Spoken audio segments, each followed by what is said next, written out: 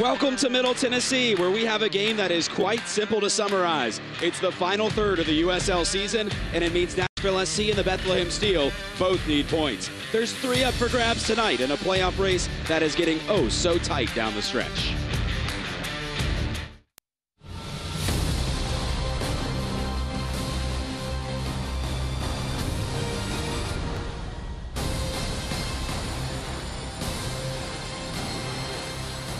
It is game night for the Nashville Soccer Club, and there's a unique feeling in the air in the home of Nashville SC. We're heading down the home stretch of the United Soccer League's marathon season, and this city finds itself stuck right in the middle of a 13-team battle to make the playoffs.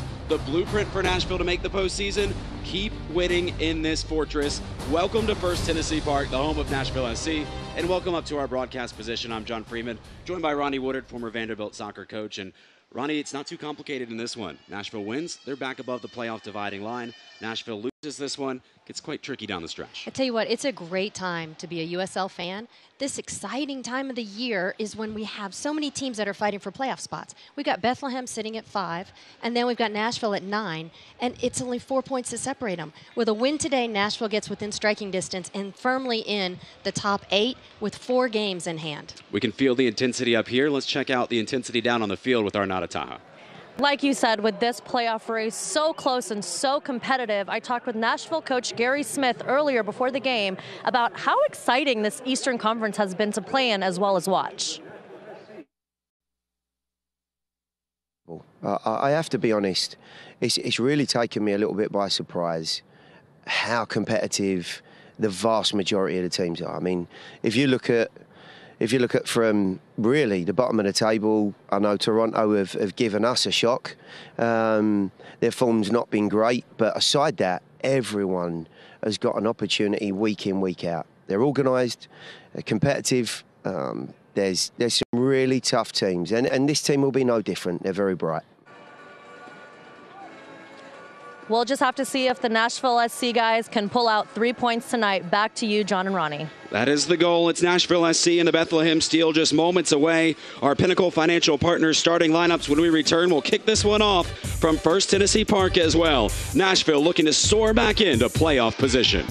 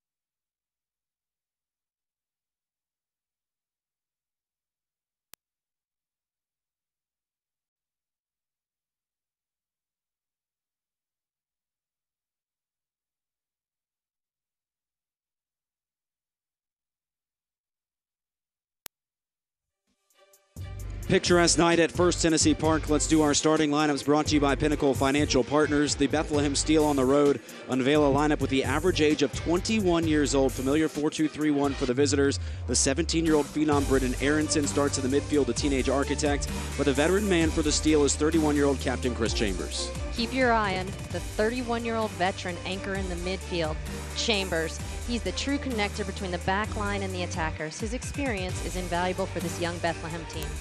Bethlehem, led by Brendan Burke, was the youngest assistant coach in MLS history back in 2011 with the Philadelphia Union as a 29-year-old. Now a veteran, 35 years old, in his third season with the Steel. He's 1 year younger than the man in goal tonight for Nashville SC, Matt Pickens. As we take a look at the home side starting 11, it is their fourth straight game in the 3-5-2 formation. The season-long streak of never fielding the same 11 in consecutive matches continues. 4 chess pieces different tonight. The man, or men up top, Alan Wynn and Ropapa Mensah, as fast as they can be running. Yeah, let's talk speed. Ropapa's speed is 22.5 miles per hour, and Wynn is a close with 21.5.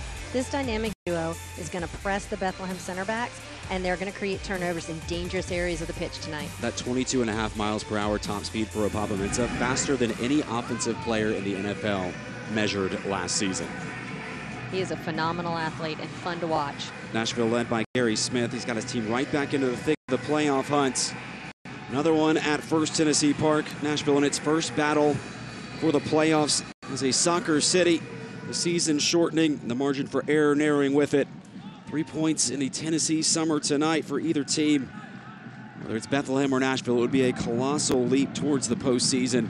Nashville and Bethlehem underway. It's Nashville in the gold and Bethlehem in the road blue. Our Vanderbilt health injury report in one word: remarkable. Completely empty. 5 months into a treacherously long season. No injuries to report for the home side.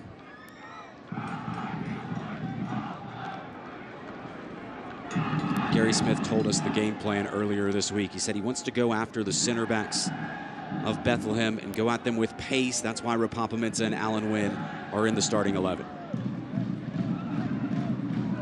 Well, I think he said that early in the conversation this week, and then Bethlehem has made a change to their center back position. Tonight, Bethlehem starts Benjamin Ofemu, a 17-year-old. So 2 17-year-olds in the lineup for Bethlehem. It is a USL team that is affiliated with the Philadelphia Union. So if you've been following Nashville throughout the season, you'll hear Atlanta United 2, Toronto FC 2. Bethlehem is essentially Philadelphia Union 2. But their branding, of course, Bethlehem Steel. Which makes for really an interesting situation when they're traveling. You know, the rosters at home vary quite a bit, and from what we understand, the rosters on the road have been a little bit more consistent until tonight.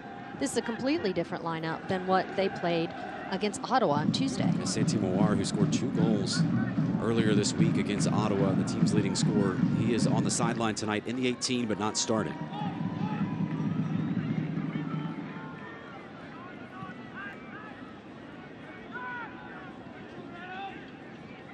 Nashville trying to build from the midfield. Michael Reed. Maybe more of a defensive midfielder tonight, along with Bolu Akinyodi. Reed moving forward in the offensive end, hauled down by Aronson, the 17-year-old. And an injury and a player down. And for Bethlehem, that is Matthew Real.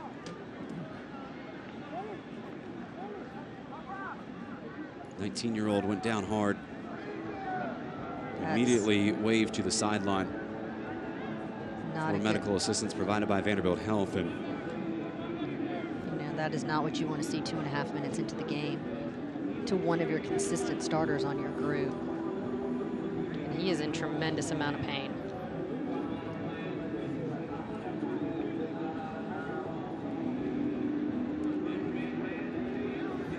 Real's been with the Philadelphia Union organization since he was 9 years old.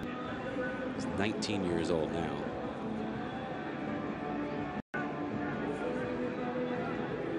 Had actually committed to go play college soccer at Wake Forest, instead turned pro.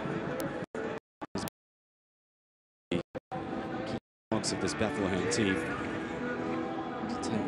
Take a look at it. Number 32 in blue is Real. good. About where the water Oh. bottle is. Okay. I think he might have got I one more find time. out. I'm pretty sure. Yeah. And it's right there where the grass has been put in, and so it's probably a bit uneven to begin with. Well, now they're evaluating his knee.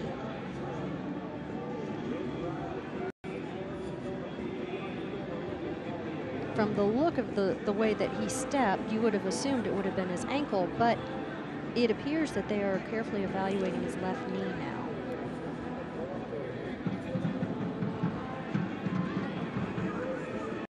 At this point, the impact on the game really isn't as important as the health of Real, but Of course not. Prosper Shaluya is being warmed up, the 20-year-old from Zambia. I'm not sure he cooled down from warm-up, actually. True. Not much needed to get himself ready. Maybe we've got the team doc out there right now.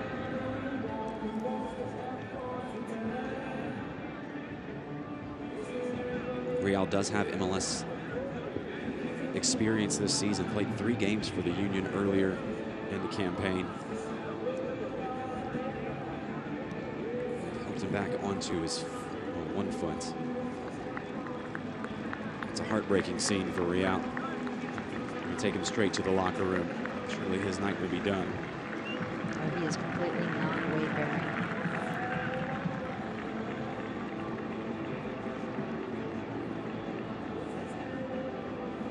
Here is the substitution. Prosper Shaluya in, and Matthew Real out as our substitution presented by White Claw. Let's see if he goes and settles in his left back. He sure does.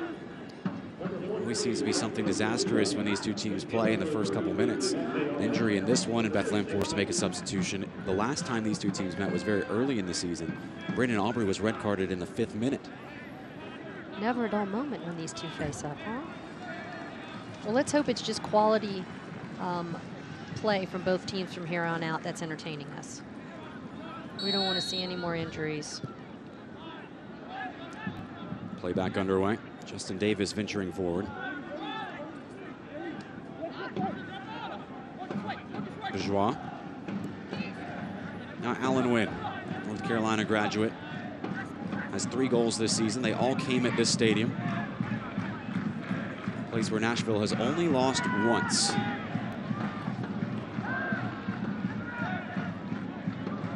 In fact, at home this season, Nashville now has gone 420 minutes without allowing a goal. Keep up to date with Nashville SC all season long by visiting NashvilleSC.com. Access the latest team news, content, merchandise, ticket offers, promotions, and more. Check out NashvilleSC.com today. Is Joan back into the lineup, playing right wing. A highly dominant left-footed player who actually likes to play on the right to cut back onto that left foot infield. Even told the coaching staff that's his preferred position. That's what Coach told us a couple of weeks ago. Everybody wants to cut onto their dominant shooting foot. Sure, because then you have a better angle at goal, right? Instead of just serving a ball for someone Everybody else wants to to cut score. onto their best crossing foot. That's true.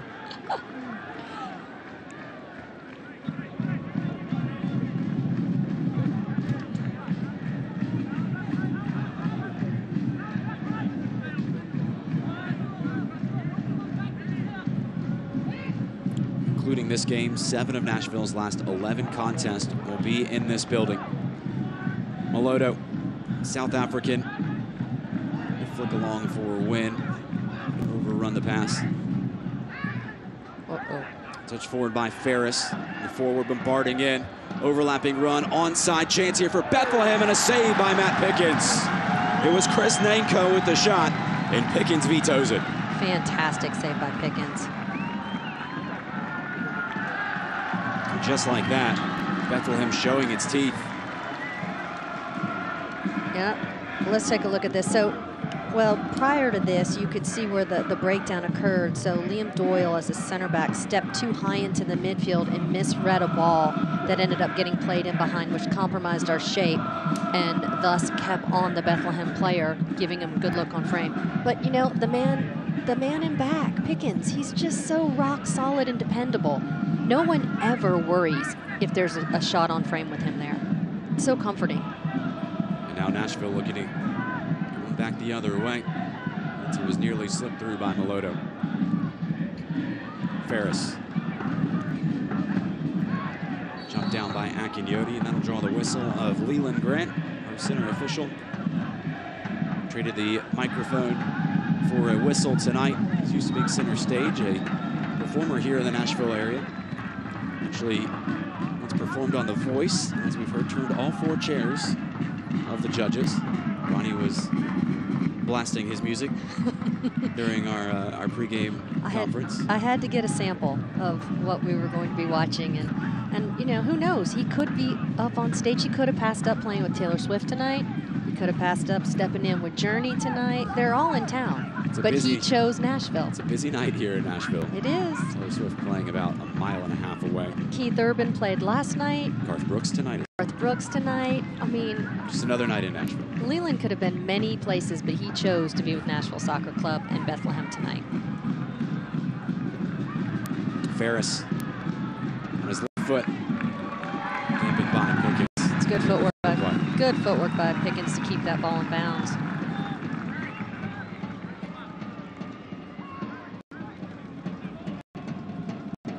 Great turn.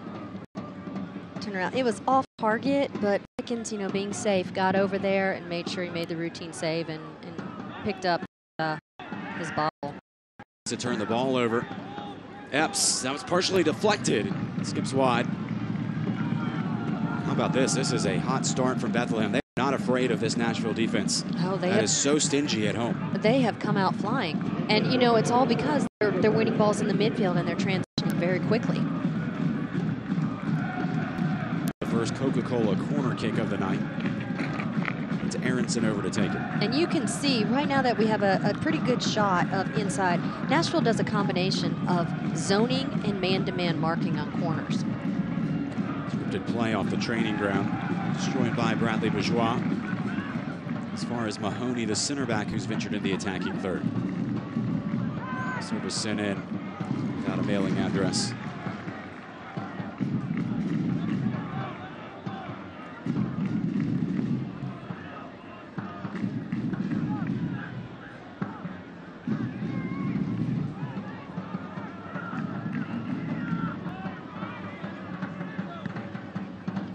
Big week for soccer in Nashville, only tonight.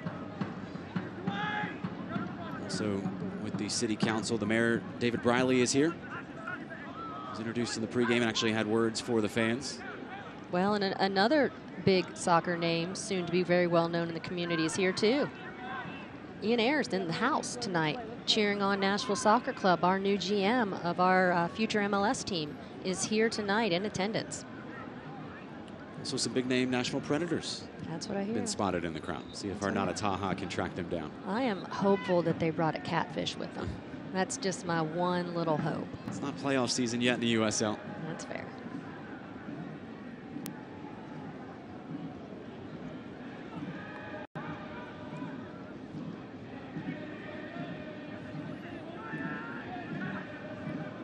You know, John, so far tonight, the supporters group they've been singing just about as much. There's a chance. Washington, foot back post, downloaded by Wynn. Sent in by Joe. As far as Michael Reed. Cut out by Aronson. Nashville have the steal. Push back into the defensive third. Another cross coming in. Diving header cleared away. Michael Reed. Dreamy effort. That one hit the bandbox. So Washington plays in a great, look at that diving head ball. And then Michael Reed, they leave a sitter. It's a poor clearance, even with the diving head ball, and leaves one straight out there. And he just doesn't quite get enough of the ball and puts it over.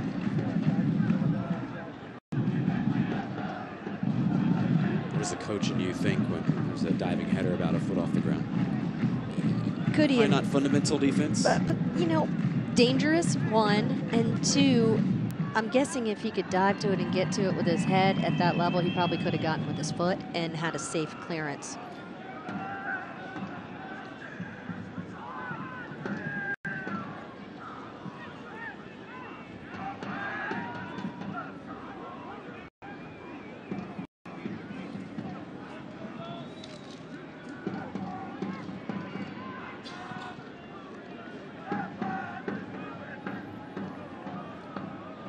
Nashville's last 6 goals in this season have been scored by 6 different players. So they can find one here. It's Ropapa Mensah. That was a great build-up. I love that combination play from Moloto into Wynn and back up top and playing it back to the top of the 18 to Ropapa. Here it is. Wynn plays a lovely ball, movement off of it. Ropapa just doesn't quite find the center of the ball and knocks it right at McGuinn. Don't miss out on any Nashville SC content, prizes, promotions, and behind-the-scenes action. Follow our handle Nashville SC on Facebook, Instagram, Twitter, and Snapchat today.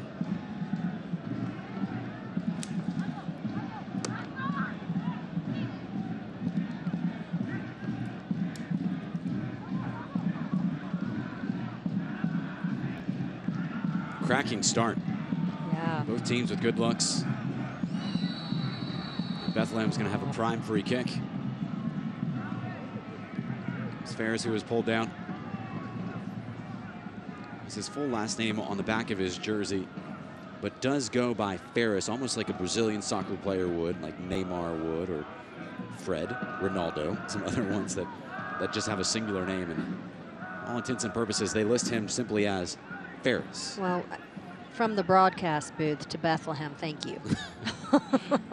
Another tricky pronunciation. Yes, it is. Here we go. Dangerous area. 16th minute. It's whipped into a tight spot. Justin Davis met it. Nanko. One-on-one against Joe. Trying to shake him off the dribble. Great defending. Great defending by Joe. Didn't fall for the shake and bake. Kept his feet. And was very patient with the ball at the feet. Quick reminder to the fans at home that this match presented to you tonight by Pinnacle Financial.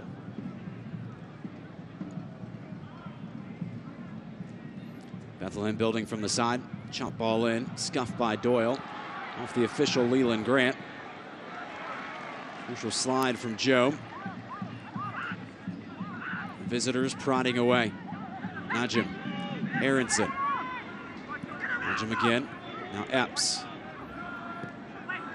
Flopped in. Gonna get it over the head of Bourgeois. Sent towards the near full moon by Moloto. Get another chance at it. John, so far Bethlehem's come in here some really great pep in their play. I mean, they've been energetic and exciting so far, and virtually every ball that they're attempting to play has been put in dangerous pockets. Here's Brendan Burke, 34-game PDL playing career before he called it quits and joined the coaching ranks. Tonight, his 88th different lineup in 90 games coached. Wow. Some would say that's versatile. Some would say that's frustrating. Some would say that's development. Some would say that's the mandate he's been given. Absolutely. To develop these players. Which he's obviously been doing. They've won 4 out of their last 5 matches. They've been incredibly productive on the road and at home. And so whatever he is doing well. And the team is improving and individual players are developing.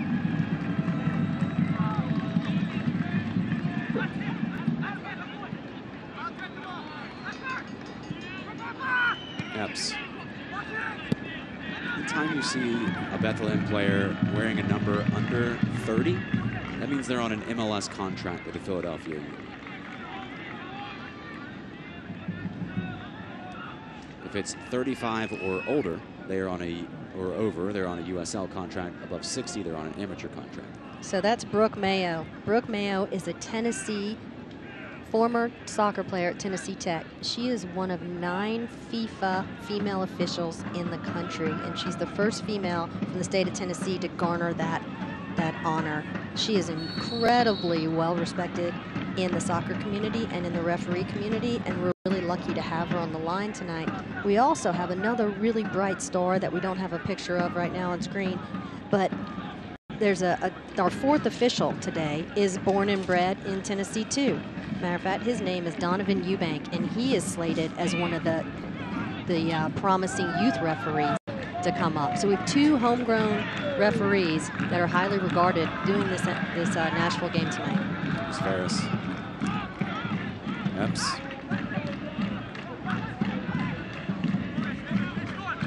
Chaluya has been recruited forward. We'll take Joan to the inline. It's a great cross. Strike from Najim, still loose, but anybody's ball. It's touched by Nanko of the steal. That was a great strike by Najim. From distance, kept it low. Nashville slightly lucky. They had a slight deflection. The Predators are in the house. It's Ryan Ellis on the right. He signed a new contract. Fans noticed them as well. Taha, go talk with them at our halftime show presented by Nissan. And Irwin also in the house. We've heard rumors that Brian Johansson may also be out here. You know what I love? Athletes supporting athletes. That's part of the beauty of this town. Yeah, it's neat because when a lot of Nashville players were signed, they were brought here in January and February when they began their training. And you're following the players on social media. One of the first things almost all of them did was go to a Predators game, and now it's coming back around. So we've had Titan players this year. We've had Predators. We've had the Nashville Rhythm, which is the women's semi-pro team that have been in attendance. We've been, really fortunate with the support, and I love the camaraderie that it spans across different sports within our state and our town, really. The musicians here. And the Weeks. Absolutely. The Weeks and the supporter section.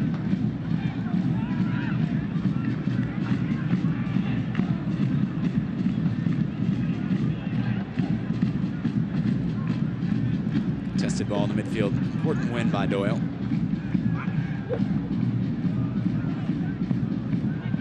He touched by Joe. Spinning was Reed. Go into a lot of games thinking first goal wins. A lot of Nashville games, that has been the case. In fact, when Nashville scores first, they have never lost a game. I don't necessarily think it's going to be a 1-0 game tonight. You get the feeling that there's going to be several goals in this one. Could one come here? Alan Wynn couldn't find his way through.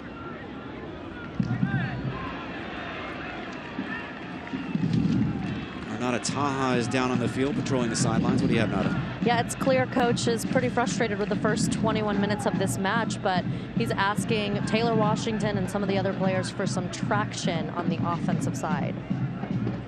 Ronnie? Traction. As Coach, translate please. The entire game for Nashville so far has been choppy. Bethlehem's been on the front foot. They've dictated the flow of the game. They've had really good shape in their attack. They've been dynamic in their runs, and Nashville has really, basically so far, been holding on.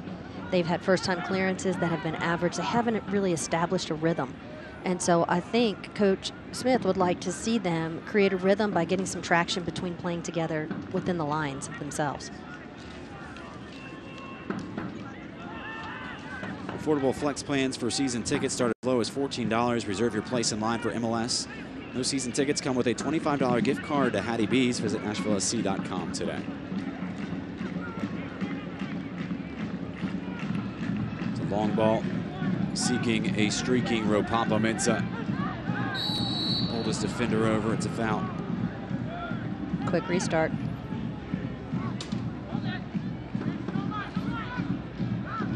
Bethlehem really flipping the script for teams that are affiliated with MLS squads. Historically, those type of teams have been very poor on the road, that they'll send their young players on the road when the MLS... Oh, it's a goal. It's deflected and in.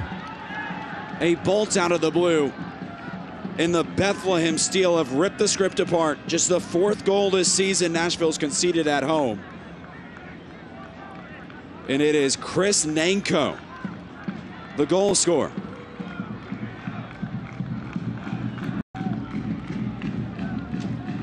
nowhere.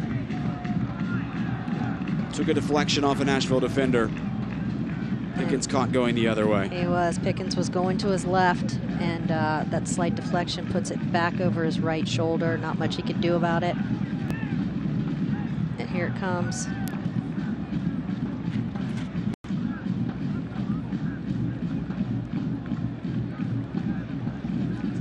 It looks like Justin Davis was trying to get out of the way of the ball, maybe. For fear of a handball, I'm not really sure, but he moved his body to the side a bit, and it deflected off the side of him and changed directions.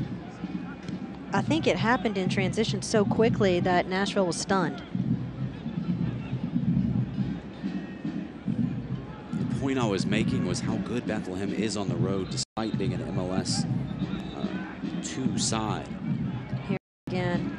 Now in their last 4 games on the road combined, there's the hit off Davis. There's Davis. There it is. In their last 4 road games combined, including this one, they're outscoring their opponents 9-0.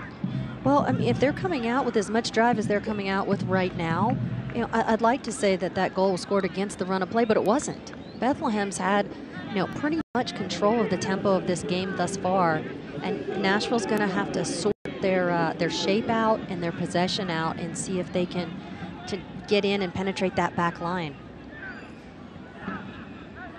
See how the boys in gold respond. Washington, they've hemmed him in on the far sideline. Last couple games, he's had free reign at crossing the ball in. Hootley decided to cut off that supply.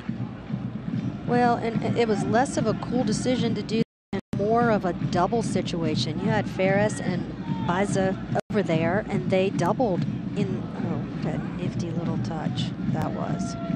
But they're doubling, and they're giving good support when Taylor Washington is facing up. And so the rule of attacking is if you're in a 1 versus 1 position as the attacking player, you take on. But it's difficult to go 1 versus 2, which is what defenders always want to be. They never want to be put in a 1 versus 1 situation. Mensah battling his way through. It's a great ball for Joe. Heavy first touch. Crashing into Chaluya. Oh, no. Chaluya's down. And remember, Chaluya is only in this game because Matthew Real went out with an injury. And if he's seriously injured, Bethlehem would be on its 3rd string left back. Which I believe they waved him off. Leland Grant talking to Ish Joe. It's a yellow card.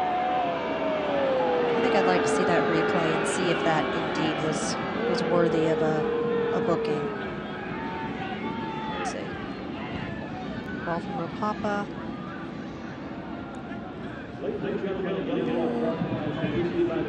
He did come in a bit high on the ankle.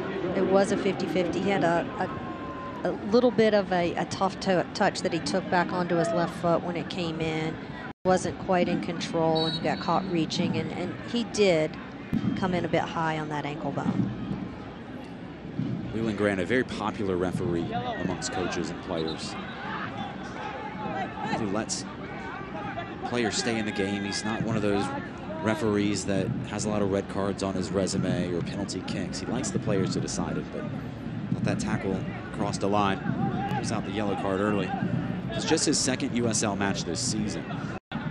First match he refereed was actually Nashville versus Pittsburgh at Nissan Stadium.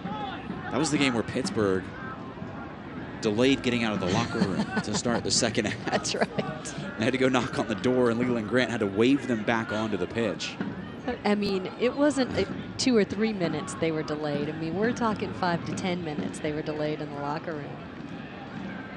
And I remember we were calling the game. We were like, well, what do you do?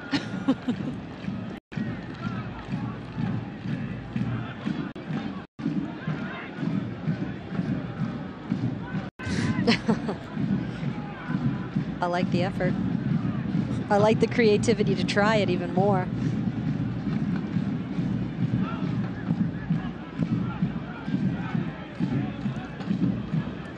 Nashville rarely trails at home. In fact, this is just the 2nd game at home that they have trailed. Indy 11 scored early in that contest. on a weeknight. Ended up winning that game 2-0. How will Nashville respond? They're outside of the playoff dividing line right now. Loss would keep them out as well. They need some points. Washington went down right in front of Leland Grant. He got the whistle. Right outside the box. I think Wynn stayed down an extra 30 seconds to assure that. Look at how close that was. If he could have just turned that corner, that would have been inside the box. Dancing on the ball. A little bit of a nudge from Biza. Apologize, that was Alan Wynn drawing the foul. Taylor Washington.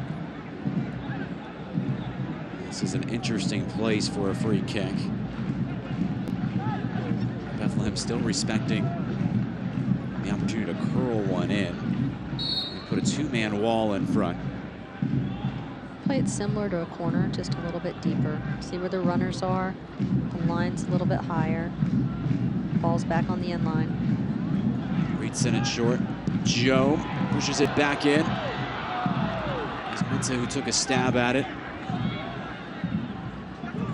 Joe uses his body to earn the throw in. That was a great recovery from Joe to chase down that ball, because Epps was going to be in a very dangerous space on a counterattack, and Joe did a great job of getting there and shielding that ball till it went out of bounds. Quick reminder to fans at home that tonight's match is presented to you by Pinnacle Financial.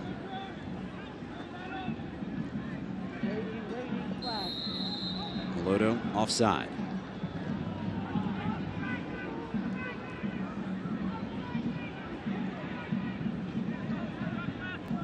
Gary Smith told us we need to assert our authority at home, and so far 30 minutes gone and Bethlehem on the board. The Chris Nanko strike is the difference. At this rate, I think Coach Smith will be going into the locker room stating the same thing. We need to assert our authority on this match. Just the fourth goal allowed at home this season for Nashville. Joe has got to be careful here. He went lunging in right in front of Leland Grant. He already has a yellow card and he has been expelled. A second yellow for Joe. And Nashville reduced to 10 men.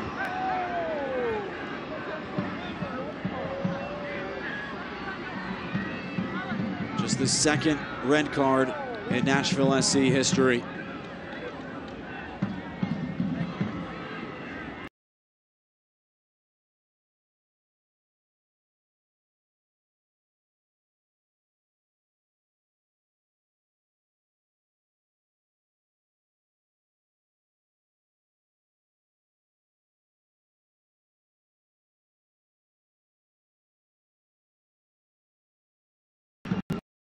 Done. And now the wait. Bolu Akinyodi and Gary Smith, and 10 players left on the field. So fortunate. So here it is. It's another heavy touch from Joan to get himself in trouble.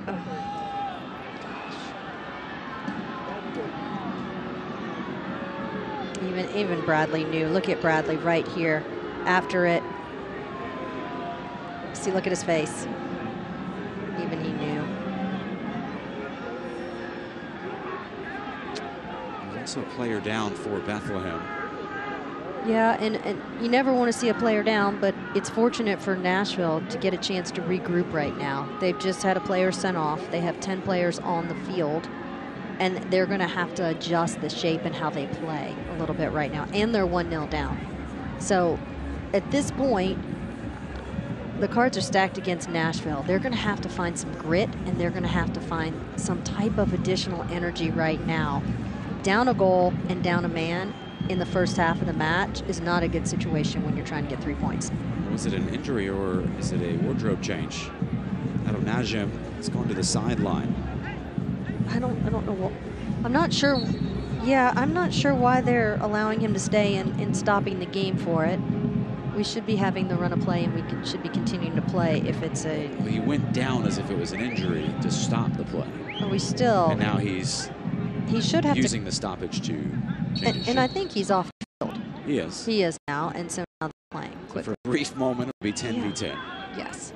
Najib's an interesting story. Just last weekend, played for the Afghan national team in a friendly versus Palestine. Has Afghani parents and received a Facebook message from the team's coach 3 weeks before.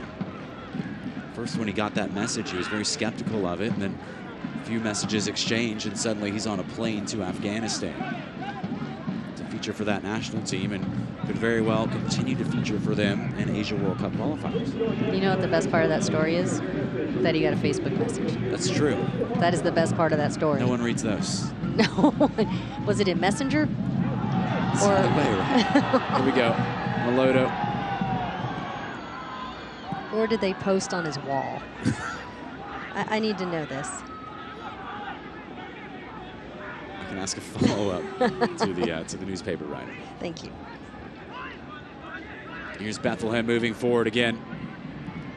Liam Doyle is the attack. It was Epps who was bearing down.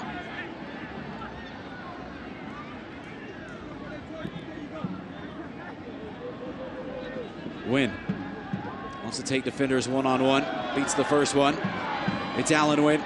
Squares it across Melodo. Mensah. Gonna get it through the wall. Chip back in for Melodo. First real involvement by Jake McGuire.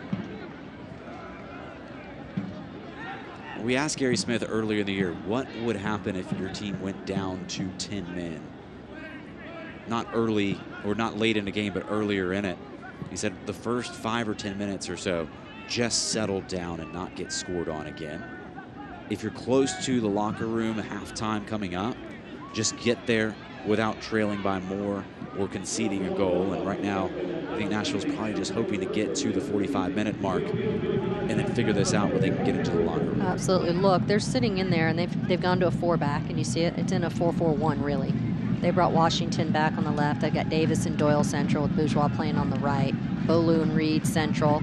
And then they've got Wynn pulled up on this right side, and then they put Melodo on that left side. So they're trying to conserve a little bit of energy, keep high numbers, and try and keep Bethlehem as far away from their goal as they possibly can, and looking to probably counter with Ropapa right now, maybe Wynn getting forward.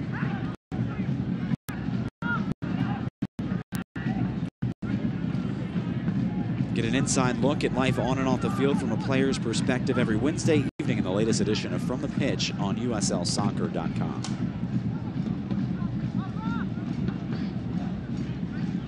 How interesting is it? These two teams have met twice. Red cards in the first half in each game. Ferris, the crafty footwork, picks out Aronson, the 17-year-old. Still loose. Aronson battling with Bourgeois. As well to leak a pass to the sideline and Wynn dancing around Shahuya. Connect with Ropapa Mensah.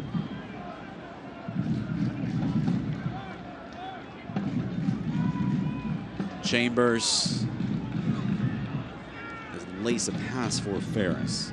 I do like that, a little idea from Chambers. Chambers saw Nashville's back line high, and Ferris ran onto it in behind the defense, and Nashville was caught in a situation, but the delivery wasn't quite as sharp as it could have been.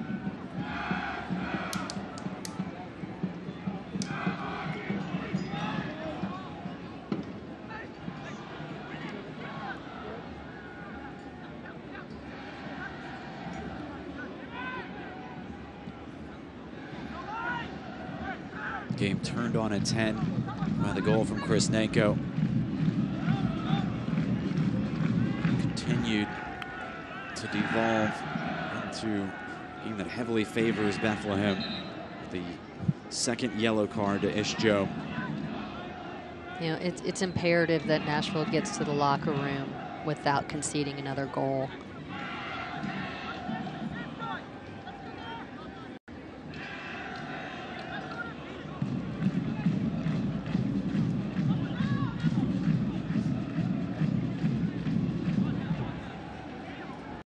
It's a good thing Nashville has the supporting session, because with them there, at least they feel like the 11th man on the field right now. They haven't stopped singing since the game started. Nashville will be attacking towards its supporters in the second half. Soccer fans, pick up the latest NSC gear today online at shop.nashvillesc.com or come by our team store located at 650 Rundle Avenue. Now, Ronnie, 10 versus 11. Nashville needs a goal. Try and get a result out of it. It's also the timing of the red card. I mean, you're going to have to play down a man for so long in this game. As a coach, how do you somehow get a result out of this game? Yeah, I think you get to the locker room right now and you try to, if you can spring, row papa, or win going forward right now, you try to do that. But if not, getting into the locker room 1-0 and regrouping. And you're going to go for it? Are you going to stay with me in the back and press players forward and just play super direct? Or are you going to sit in, absorb pressure, and then look to spring your one lone forward into the attack? It's going to be interesting to see what kind of conversation the locker room has and how Nashville comes out in the second half. Right now, they're absorbing pressure and looking to counter to get to halftime. Will they come out like that in the second half? I'm going to doubt that. I'm going to doubt they're going to come in and absorb pressure and just look to counter. Knowing that 3 points is valuable to them, I think they're going to have to go out and try to win the game.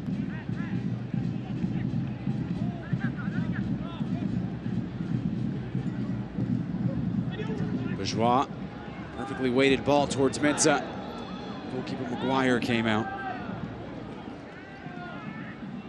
Bethlehem has won 5 of its last 6 games. There's only one other team in this 33-team league that can say that. That's top of the table FC Cincinnati.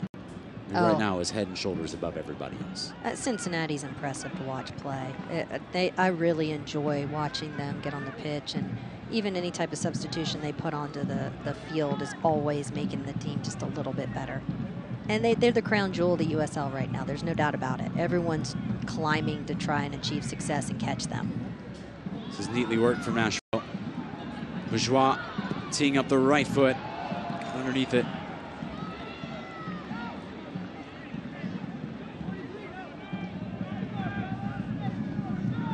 Bourgeois, the 24-year-old. His first touch just let him down. He took it a little bit heavy, too far to the right, and then that took his hips off frame when he struck that ball.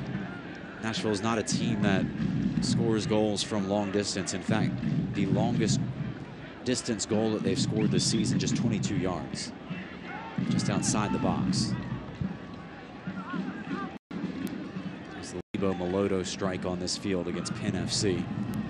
It's probably the goal of the season. Bethlehem has another player down. In a tremendous amount of pain again.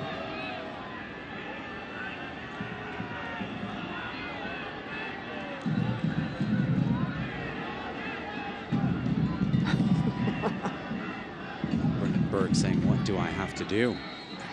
We have a one-man advantage, and at this rate, may run out of players. Already had an injury to Real. Calling the trainer out.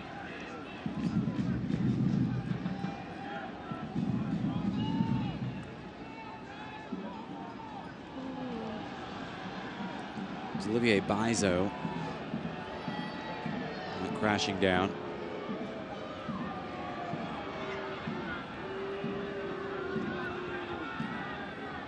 Bizo, Cameroonian, captain of the Cameroonian U21 team. Played some important games in the U20 Cup of Nations in Africa. He was signed in January, but was with the MLS team by April. A really promising player. He's played big minutes for the team this year. He's been consistently in that lineup at that right back position. And one of the things that I like a lot about him is his ability to get forward and join into the attack for Bethlehem. He's dynamic and he's quick and he's not afraid to get forward, and his quality of his services are very good once he gets into that final third. His delivery's great. Stay up to date with all the best from social media around the USL by watching Off the Post with Kelsey Steele every Friday evening on the USL's social media channels.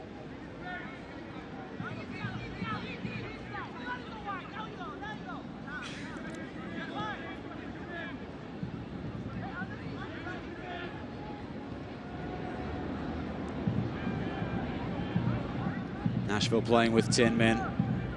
Is Joam red carded after achieving his second yellow.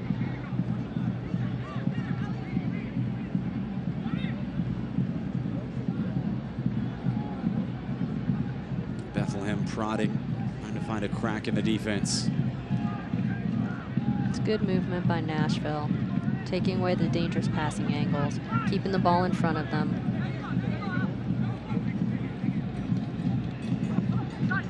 Epps. Allowing them to play backwards, but not in behind them. Always safe. And they're managing to tick minutes off the clock with their patient defending. There's Chambers. Bizo trying to wiggle his way through. Instead went directly through the back of Taylor Washington. Justin Davis getting in the face of Bizo. The Nashville players are smart here.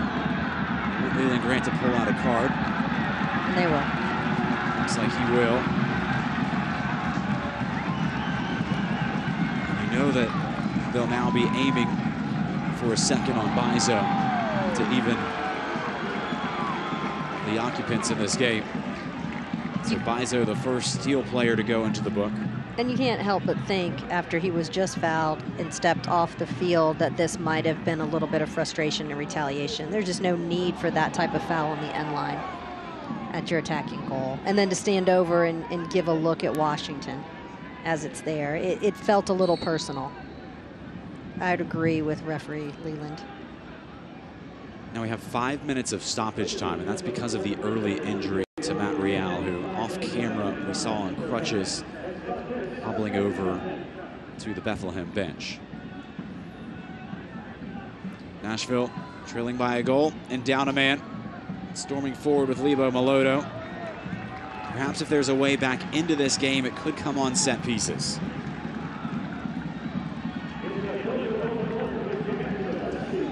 Coca-Cola corner kick for Nashville. It's the lone man back, Taylor Washington. All the center backs have flooded forward. Liam Doyle, Justin Davis, and Bradley Bourgeois.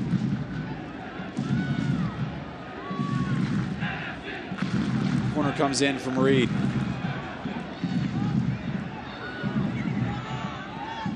Traced down by Wynn. Cut by the first man, Epps. He didn't get by him, he went through him, right through his legs. Megged him.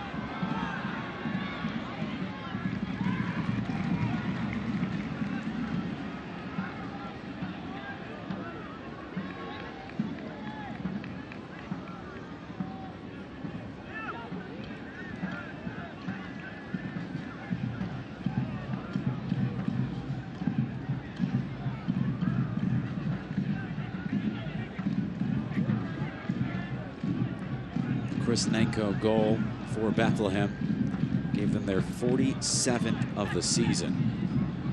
That is a club record, and that was the record breaker.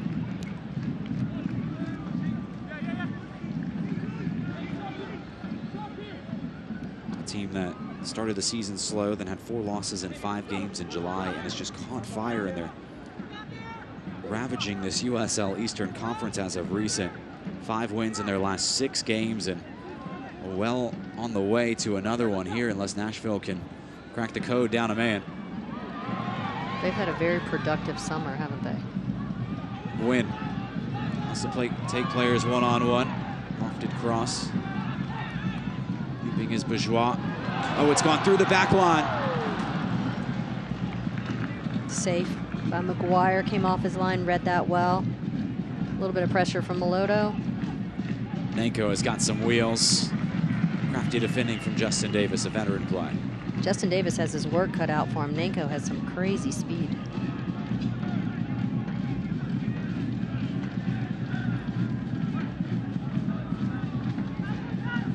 Nanko now a goal and an assist in 4 of his last 5 matches, including tonight. Let's see why. He's a handful.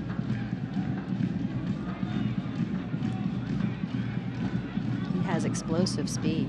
Just goes from 0 to 100 in about 10 yards.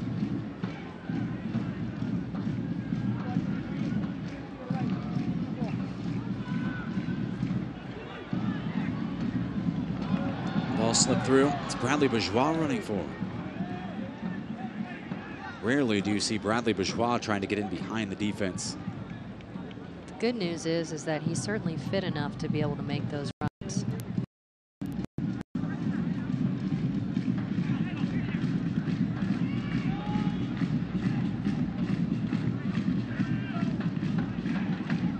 About a minute to go before halftime. It's a dream half for Bethlehem.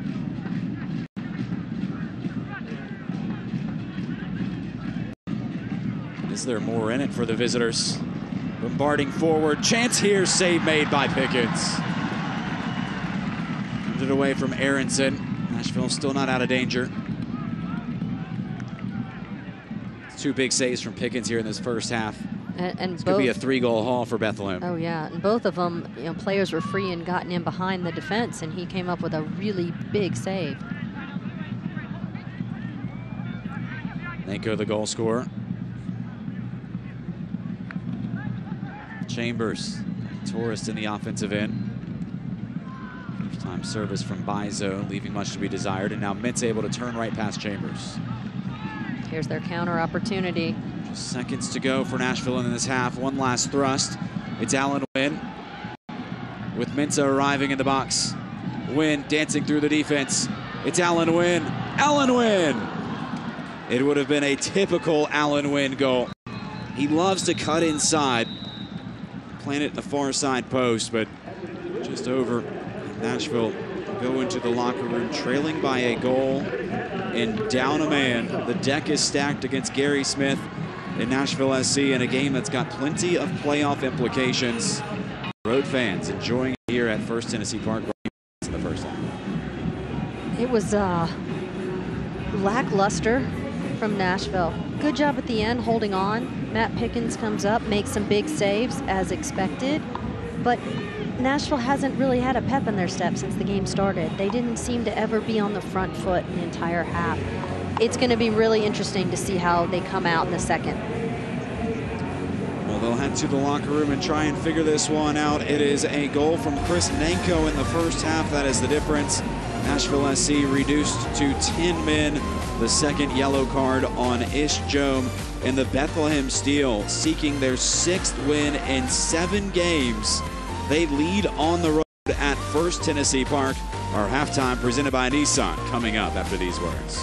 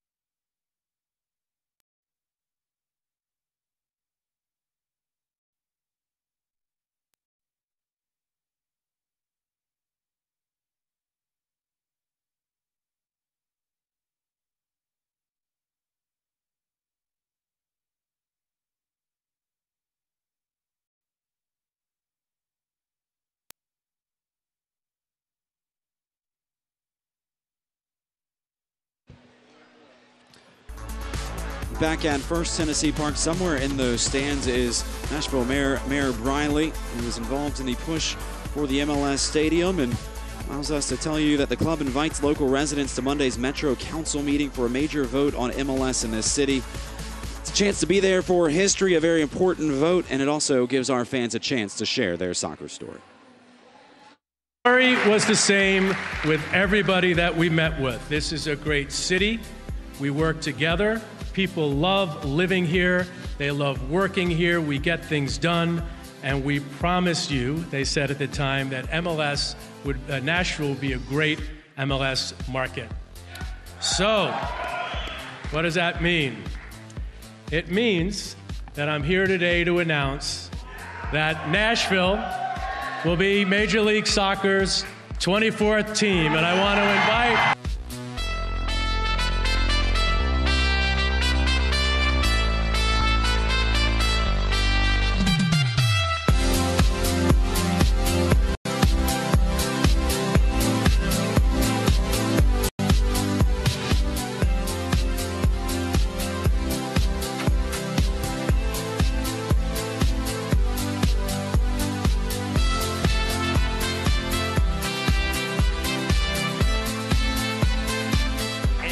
closing, I want to recognize that Nashville is a place where we now speak over 100 different languages. But guess what? We all speak soccer. And we're about to become a lot more fluent in the language of the beautiful game. Thank you, Nashville. We have done something very special. Thank you.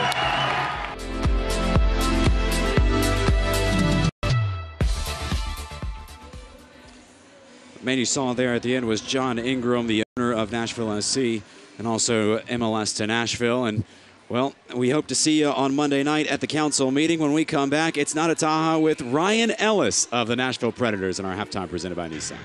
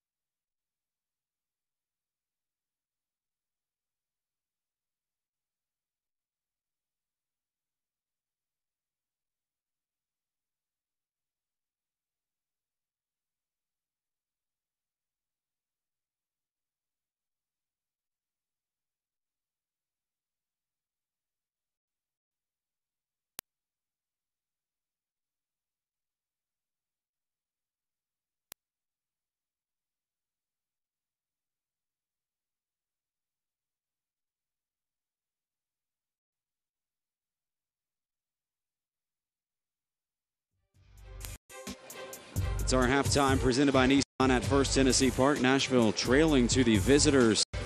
The Bethlehem Steel FC getting the 1-0 lead heading into the locker room. Chris Nate, Jericho, the goal scorer. So we take a look at our here in the first half, and a whole lot of Bethlehem Steel, Ronnie, 57% of the possession, and really the majority of the good looks. Yeah, Bethlehem had a really good half. They came out and they were on the front foot the whole time. Nashville was kind of scampering and trying to keep up with the tempo of the game, and then they gave up an own goal, and the rest is history with 2 yellows. And that turned into a red. Now they're at a 10-man situation, and halftime is imperative for Coach Smith to reorganize his team and see how they're going to come out. It's going to be really interesting. It was Ish Jome who was whistled for his 2nd yellow card, and that reduced Nashville to 10 men. It's a hot and steamy night here in Nashville. Let's go ahead and take a look at our weather forecast. Our friends from Fox 17. Hello, I'm Skywatch 17 meteorologist Justin Chambers. As you head out of the stadium tonight, lower 80s. We're going to see those clouds kind of hanging around at some mild temperatures. We'll be warmer by the time we head into Sunday, and we'll see a little bit more of that cloud cover out there as well. You can see in our future track for Sunday morning into the afternoon. Not looking for much in the way of any of those showers, but more of those storms will start to pop up as we head into our Monday as well. Hope you enjoyed the game. Don't forget, it's our town, our club. Thank you very much. A man that always plays in 72 degrees when he is competing on the athletic surface is Ryan Ellis, Nashville Predators defenseman, who's with our Not a Time. We're sitting here in the stands with, like you said, Nashville Predator Ryan Ellis. It is your first Nashville SC game. How is it?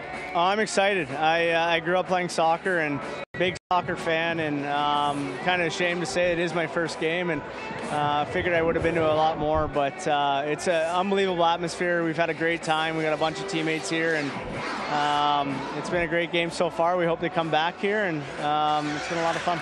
Yeah, like you said, you have a few teammates with you. I've got a special little catfish for you, but who are some of the teammates you've got in the suite with you? Yeah, we got Ryan Johansson, Matt Irwin, Yannick Weber, and it's great. You get the guys out. Beautiful night out here, and to come out to a place like this with the fans, how crazy they are. It's much like Bridgestone on a Saturday night, and it's great to see that the atmosphere is just as good here as it is there. Now that you've kind of watched a first half of a Nashville SC game, who do you think on your team could come out and compete on the pitch? Well, I'm going to put myself in that category for sure. But we got a lot of European players, and they excel on the soccer field, I think. So you pick a European guy on our team, and I think they'd be able to hold their own for the most part. But other than that, I think if you look at the Canadians and Americans, we don't specialize in soccer too much. So, but I'd put myself up there. Callie Aaroncroft's another guy who's really good. So I don't think we'd be at this level, but maybe close. So basically, you. You're gonna. You said it. I didn't want to say it, but I'm glad you did. Yes, me. All right. Well, why don't you take us out to break? Why don't you try for your first time? All right. After coming up after break, first half highlights. It's really good.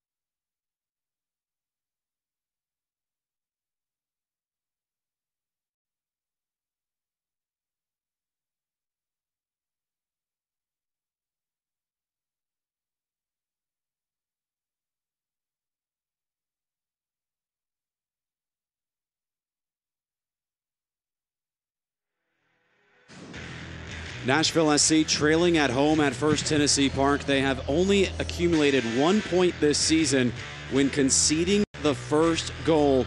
They've got their work cut out for them tonight against the Bethlehem Steel. As we welcome you up to our broadcast position, I'm John Freeman, joined by former Vanderbilt soccer coach Ronnie Woodard. And Ronnie, looking at this first half, tough one for Nashville, a red card, and got scored against. It was a difficult half to watch, to be honest. If you're a Nashville fan, you were slightly frustrated and you were trying to will your team into having a little bit more energy. But, you know, let's give some credit to Bethlehem. They came out and they were attacking and they were dynamic and there was a pep in their step. I've said it a couple of times, but there's no other way to describe it except for they had energy and they really dictated the flow of that first half. Yeah, it's a talented Bethlehem team that's won 4 of its last 5 games. Take a look at the first half highlights, and if you're a Nashville fan, well, not a whole lot for the boys in gold. A couple chances early, and then it really deteriorated after that.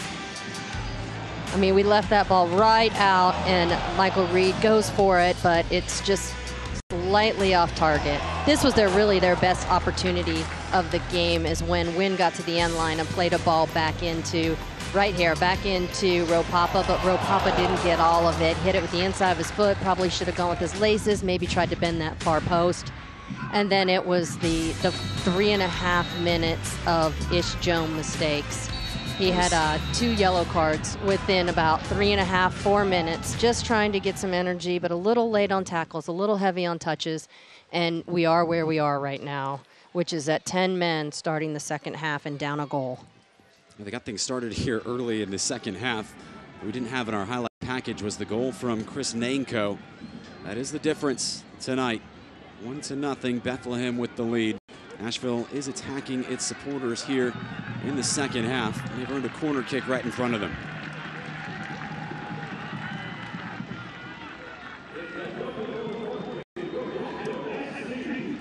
Well, Ronnie, when you are reduced to 10 players and trailing by a man, how much value do you put in set pieces? Oh, it's the end-all, be-all. You have to be quality.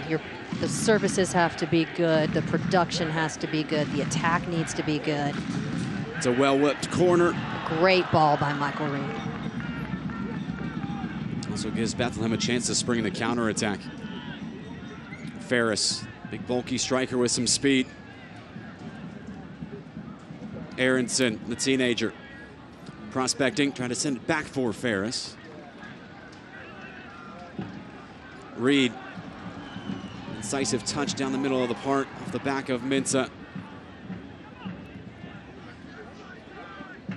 No play settles at the feet of Adam Najim. Aronson, wider than he normally stays. Bizo. It's the lone Bethlehem player on a yellow card. Let's not forget, though, that this Bethlehem Steel team, although they have been winning a lot of games, they're not all of that experience. They are starting Benjamin Afemu, a 17-year-old center back, and Brendan Aronson, a 17-year-old midfielder. So all hope is lost for Nashville here. Well, there's a lot of time left in this game.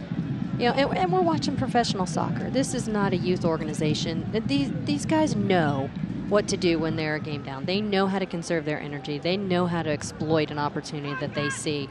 What's really vital is that they continue to defend and that they don't give up a goal. You're putting yourself with 10 men on the field and 2 goals down early in the second half. That's detrimental. Keep up to date with news, live game updates, and highlights from around the league 24/7 by following at USL Soccer on all social media platforms.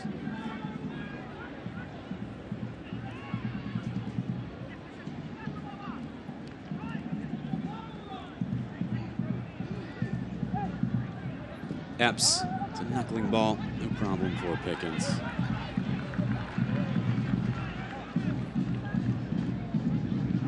.11 clean sheets for Pickens. Obviously won't get one tonight, but still in the battle to win the Golden Glove Award here in the USL.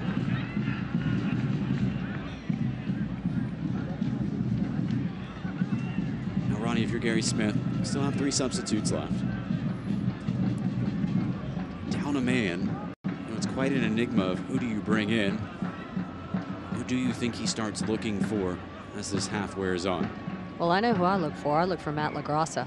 If Matt LaGrassa is healthy and rested and able to go, I think that his ability and his energy level and his mobility in the center of the midfield could be a game changer for Nashville.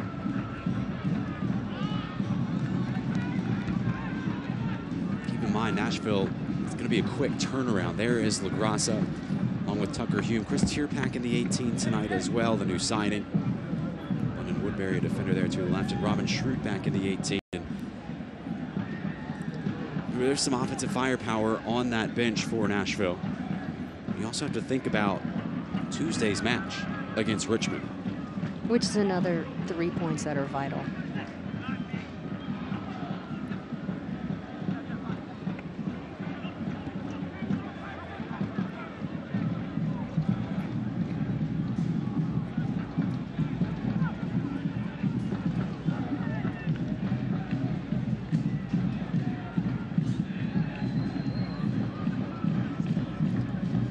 Tell you what, the supporter groups, Nashville is who they are and what they are because of them. And to be honest, I started talking about this topic in the first half. I mean, why go to Taylor Swift or Garth Brooks or Journey when you can come here and listen to the supporter group sing? They have sang and sang and sang at the top of their lungs since the game started. And they are willing this soccer movement forward, not only tonight, all season, but throughout this city. They're going to be needed here on Saturday. They're going to be there for the historic vote on Monday, and then they're going to show up to the game on Tuesday. They are warriors, and I have a tremendous amount of respect for their commitment to this team. And I think this Nashville Soccer Club team has a lot of respect for the amount of commitment that they have for them too. Here's Alan Wynn. He's found space in the far side channel. One-on-one against Nanko.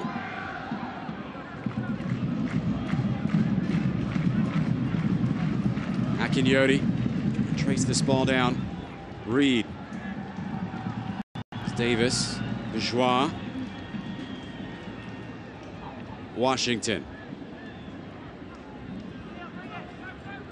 Nashville attacking 9v11.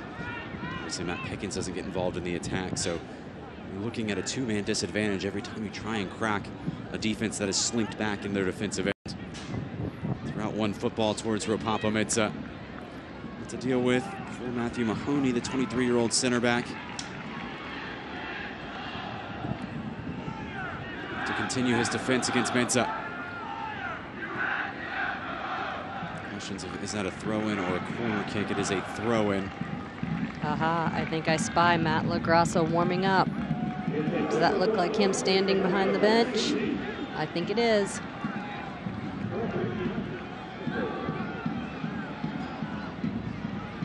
There is LaGrassa. And Mensah has finally on that corner kick that he worked so hard for. Ronnie, looking at the standings and some other games going on around the league, Nashville got a ton of help tonight. Atlanta United 2 drew Indy 11. That's a team above Nashville. Charleston blew a 3-0 lead against the Red Bulls and tied that game 4-4. Coca-Cola corner kick to the top of the 18. Bourgeois was rising. Well, USL has certainly done their part tonight to help Nashville. And if you want to look at it, Bethlehem at the same time. Select is the official soccer ball of the USL. For the latest Select products and special offers, please visit www.selectsportsamerica.com.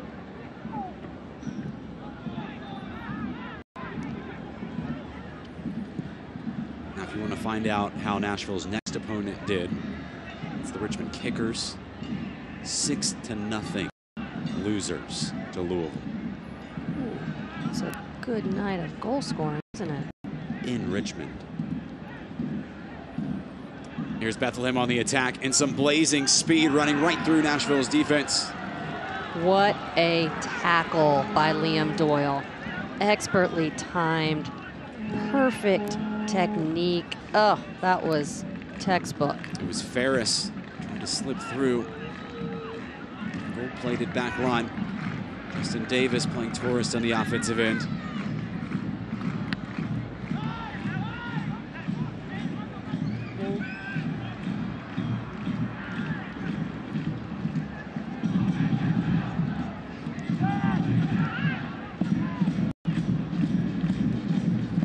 with its backs against the wall, but facing its supporters.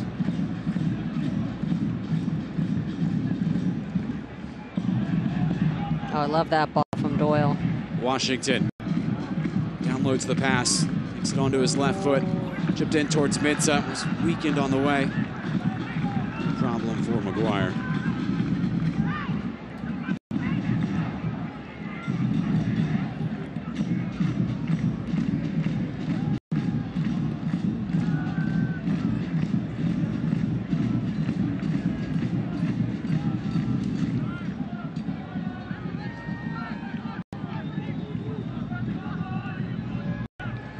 Bethlehem, quite the dangerous offensive team. 47 goals this season.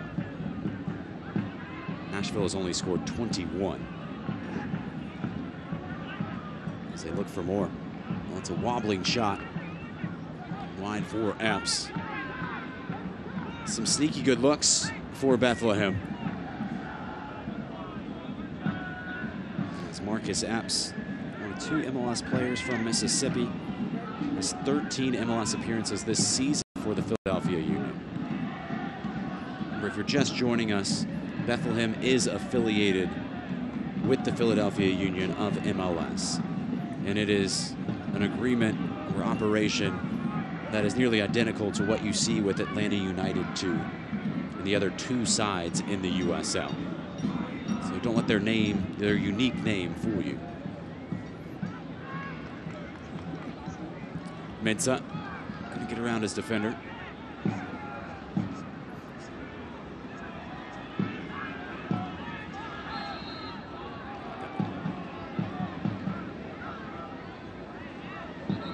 Bethlehem trying to get the quick restart. Blown dead by Leland Grant. It's always a noisy atmosphere here at First Tennessee Park. A little noisier tonight. Pancho Villa's Army, the official supporters group of the Mexican national team, has joined Nashville SC's supporters. And they will be out in full force on September 11th when the U.S. national team and the Mexican national team collide at Nissan Stadium. You had quite a bit of interaction this week with the U.S. national team coaching staff, and they made a promise that Christian Pulisic will be making his Nashville debut. He will be coming to Nashville. I need to go back for a second. But do you think that that headdress I could borrow for the weekend? That thing, it is beautiful. It's absolutely gorgeous. And look out of place on Broadway sometimes. Here's Bethlehem. Chance to add more. Nanko, the goal scorer. Aronson couldn't get underneath his feet and out. I feel quite sure I could rock that, John. You do have style. And perhaps at the chamber meeting on Tuesday. Monday. Sorry, chamber meeting Monday, Nashville Soccer Club game on Tuesday. A lot of soccer going on in my life.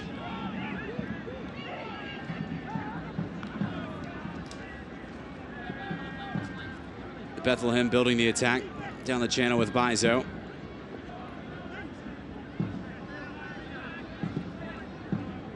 Chambers, the captain, 31 years old. His closest player on the roster is 27.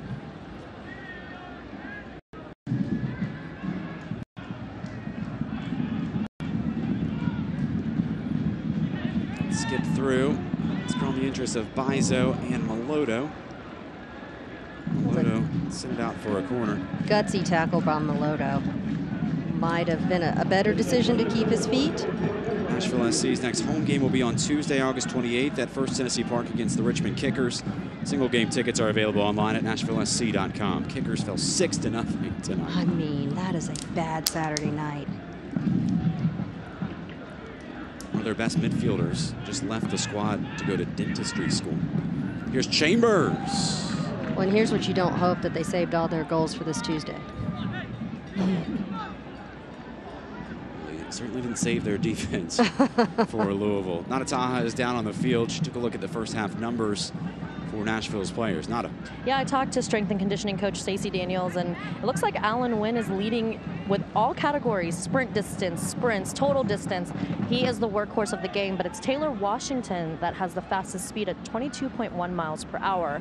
And Stacey says that now that they're a player short, this is where their strength and conditioning comes into play. They're monitoring the data, the daily recovery protocols. This is the game that this stuff comes really, really important. Ronnie, how much does it stress the players? I mean, you're down by 10, you got to cover more ground, obviously. Oh, sure. And then, you know, think about the fact that of all weeks, they have a game within 2 days.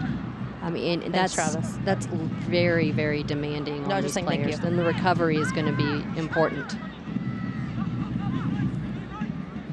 Which I'm sure a lot of our fans follow their social media accounts, but you can see them in recovery. And Nashville Soccer Club spends a lot of time in the pool. Yeah, pool, cryotherapy. A lot of recovery sessions. Some of them take intravenous injections of vitamins. They will need it after this match in preparation to quick turnaround and playing Tuesday. Nanko, he's got some wheels. He's matched up with a man who's got a couple gears as well, and Bradley Bourgeois.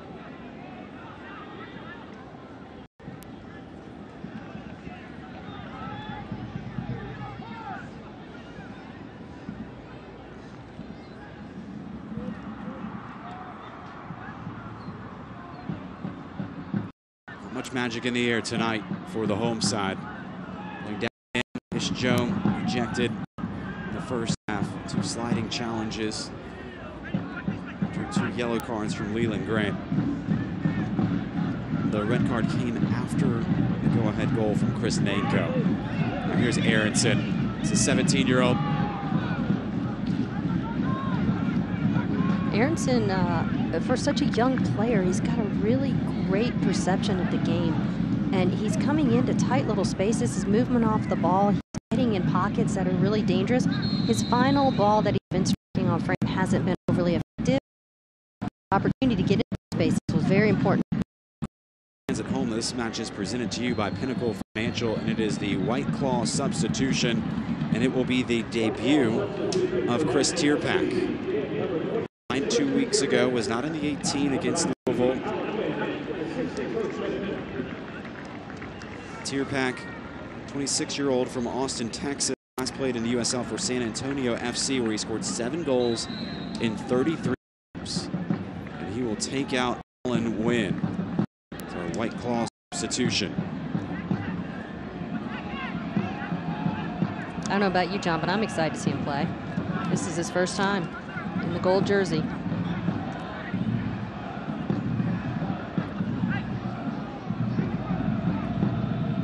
Here is Tierpak's first touch. It's Torrance Combe. Still in the area, banging around. Tierpak again involved.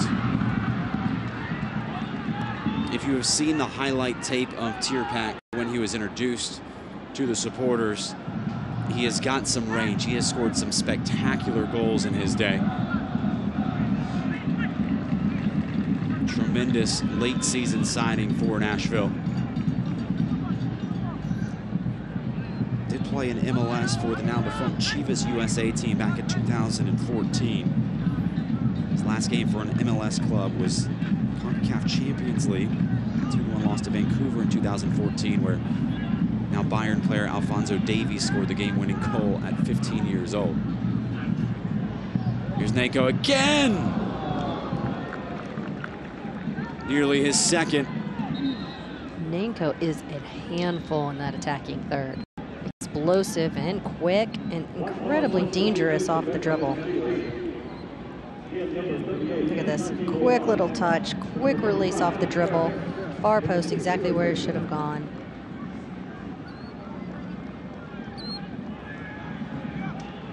Bethlehem preparing a substitution as well.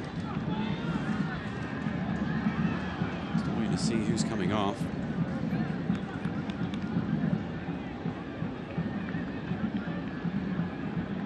It is Ferris who will exit. And in comes a player who we were convinced would be in the starting lineup. It's Santi Mawar, fresh off a 2-goal performance on Wednesday. A crucial victory against Ottawa. Leads the team in goals, shots, assists, and key passes, yet he starts tonight on the bench and comes in fresh. It's quite the super sub to bring onto the field, isn't it? Tierpak trying to trace this ball down. Can't get there.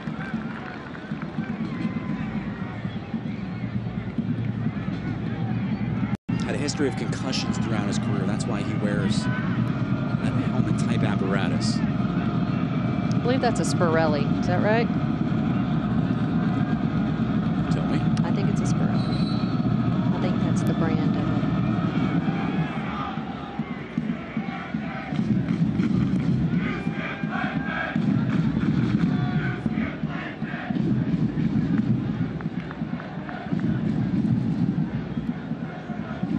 Supporters trying to will their team forward.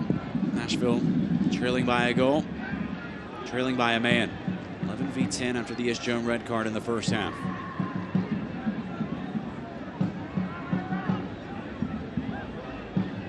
Melodo finding space wide. Service coming in. It's towards Mensah, headed it down. Scuff clearance.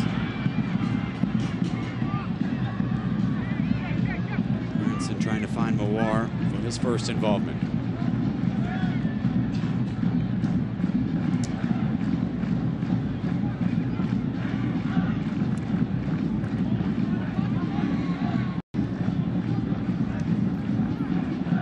Can't make the next match? Head to one of our 38 Middle Tennessee pub partner locations. Official pubs of Nashville SC are the perfect place to grab a pint, talk soccer, and watch every match of the 2018 season with fellow supporters. For a list of locations and more information, visit NashvilleSC.com. Our town, our club, our pubs. Oh, how neatly worked this is. Tierpak, square ball across. No one home on the back post. What a bolt of lightning Chris Tierpak has been since his introduction. He has the stadium stirring. First of all, let's talk about how great Ropapa was, isolating and the patience that he had on that sideline. And then you came in and Tierpak, look at this touch right there. Brilliant.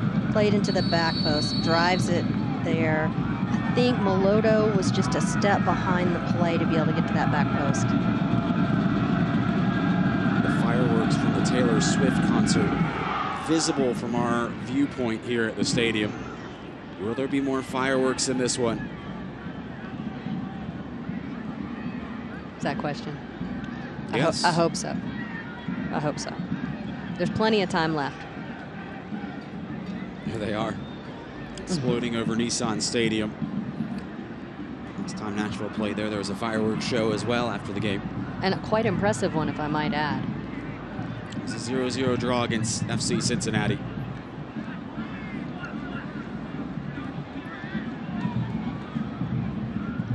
Melodo, long hopeful ball for Tierpak.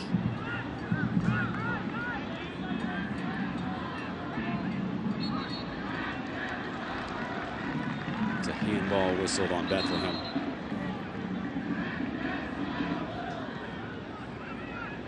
Nashville has only been shut out at home in this building, First Tennessee Park, once this season. Melodo, Tierpak.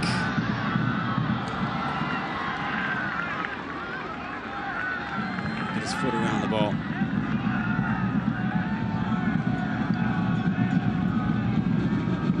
This is a bright response from Nashville. Getting down to desperation time, 68th minute.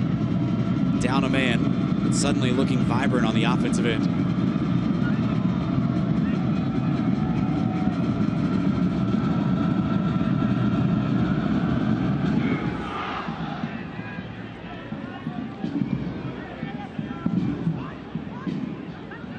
Mawar dispossessed, a crunching challenge from Justin Davis. Now Tierpak with room to roam. Lung-busting run from Washington. Expert slide tackle from Adam Najib, the Afghan international. Nashville pushing the issue, though. Tierpak has been a bundle of energy since being injected in.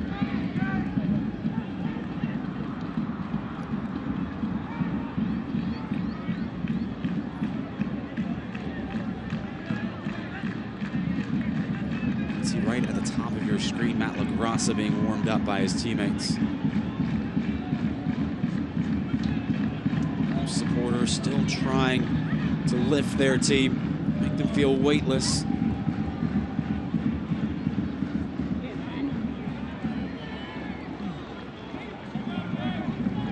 A night where you go down into 10 men, not just go down to 10 men, but you do it so early in the game and while trailing by a goal.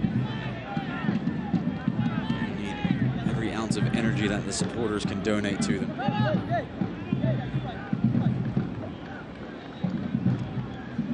Mawar, deflected cross. It'll be a corner for Bethlehem. Bethlehem, one of the smallest cities in the USL, just 75,000 people. The team is named after the largest shipbuilding company back in the early 1900s, where they constructed most of the World War II ships used by the U.S. Navy. In fact, most of those ships were built by women when the men went to war. Girl power. I get so much smarter every broadcast with you, John. You share such good tidbits about each visiting team. Bethlehem Steel is also the home of Dwayne "The Rock" Johnson. And that's it. That's all? That's all. There's nothing else? It's a short Wikipedia. Valuable, though. Women making ships and The Rock. The Rock. You're welcome. Thank you. It's pretty much made my night.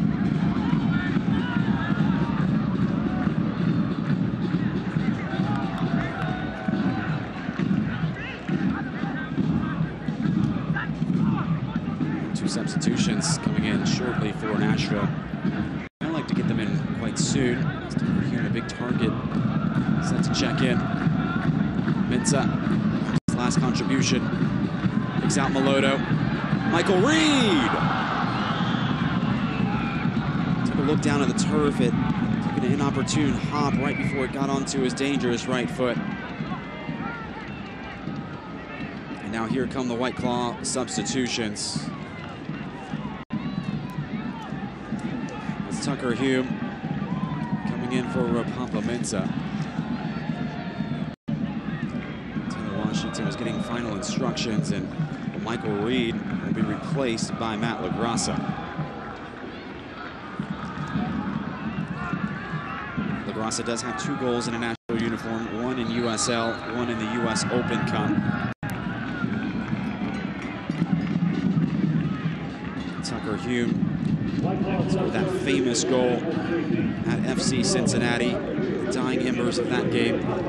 He turned 25 years old on Wednesday. Former North Carolina striker.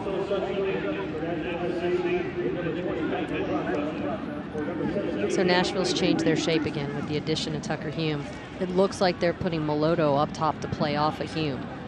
And so they've adjusted basically into a 3-4-2.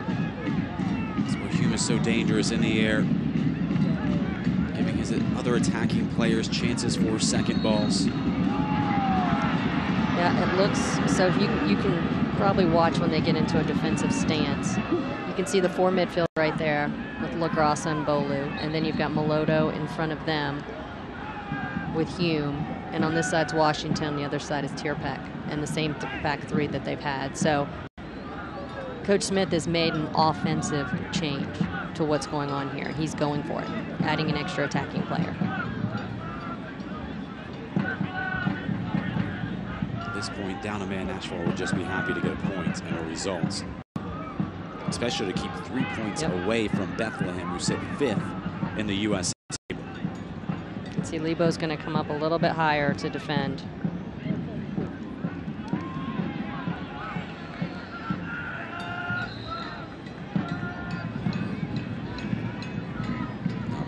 Tinkering with their lineup. And Aaronson's night is done. 17-year-old gives way to Drew Skundrich, 22-year-old from Lancaster, Pennsylvania. 3 NCAA titles at Stanford as a teammate of teamer Jordan Morris. Skundrich does have 2 goals this year, but he is much more of a holding midfield type player. Yeah, it's normally what we've seen in some of the lineups, or a lot of the lineups for Bethlehem have been Chambers and Scumbridge in the center of the field as the two holding players. And they start that way too. So players get in there to dispossess. Nico wanting the foul from Leland Grant.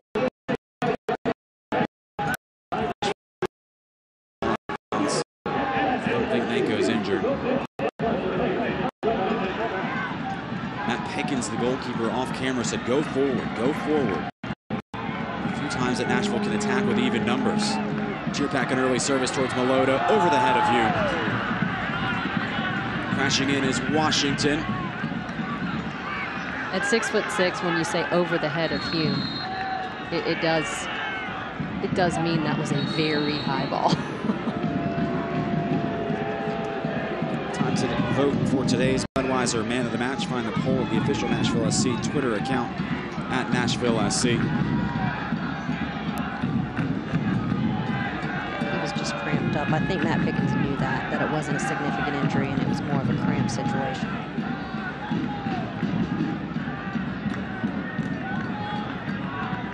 Sometimes players late in games, and I'm not saying he did this, but sometimes players will be involved in the attack. They'll know that they're right at the limits.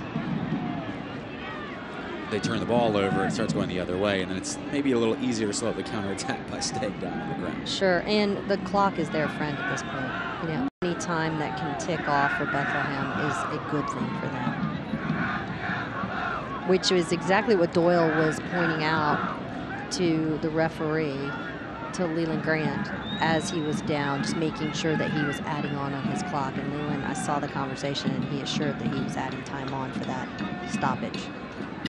Reminder to fans at home that the match season long presented to you by Pinnacle Financial.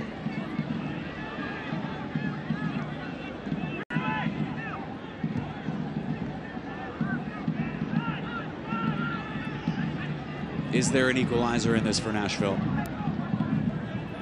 Groggy night for the boys in gold. Fighting an uphill battle from the very beginning. How about that header from a 17-year-old center back, Benjamin Ofemu. Cool as you like in the box. And Ronnie, one of our mandates is teaching new fans the rules of soccer. You saw the header back to the goalkeeper. At what point can goalkeepers pick up the ball? The goalkeeper can pick up the ball on a ball that is either taken off of a chest or off of their head. A player on the same team cannot knock a ball back to their keeper with their foot. If they do, the goalkeeper is then the 11th player on the field and must play with their feet. If it's an incidental contact, that's a referee's discretion. If it bounces off a defender, let's say it hit my foot and I was going for a tackle, came off of my foot, my goalkeeper picked it up, they're going to allow that to go because there was no intent in that. But there has to be an alternate body part to the foot if the goalkeeper is to use their hands. You. Cheerpack out wide. By Mahoney. Cheerpack's service was whipped in towards Negrasa. It was denied by Chaluya, who's also down. Supporters don't appreciate Chaluya going down. Referee Leland Grant once again motion towards his watch. Some of the Nashville players lobbying. They're going to want some extensive stoppage time in this. More cramping players again. And you never want to question whether a player is indeed in pain. As our broadcast team, we don't ever want to question that. But you could see why the fans are passionate about this right now, because every time they go down, it does tick time off of that clock. Sets up the Coca-Cola corner kick to be sent in by Lebo Maloto. Skipped off the head of Doyle. Negrasa digging in, wins it back. I think he got away with that. Cheerpack, that's deflected. Another corner kick for Nashville. Oh, Nashville will definitely take a corner kick on that. I think that ball was skying over, and they got lucky to have a deflection. So another good opportunity for them. Tierback has scored fantastic goals in the USL from this distance. Here's where that one was destined. It's another Lebo Maloto corner kick, our Coca-Cola corner kick at First Tennessee Park. And Grant wants a discussion with a few players in the box. Nashville searching for the equalizer. Down a man, down a goal. Akinyoti in the area, still Akinyoti. Bourgeois! Deflected, another corner kick. Oh, the excitement. And another player down for Bethlehem. Just total chaos in the box. Lots of bodies. The ball was actually headed when he was on the ground. Came to him as he was sitting on the ground. Watch this. Third straight Coca-Cola corner kick. Whipped in near post. It falls back post to Hume. Took a touch too far. Went down in the box. Won't get the call and wasn't asking for it. Well, off camera while we were showing those replays, several Nashville players went over to the supporter section and started waving their arms to pump them up and get them going in this game, trying to feed off the supporters' energy. I mean, that's a great idea, right?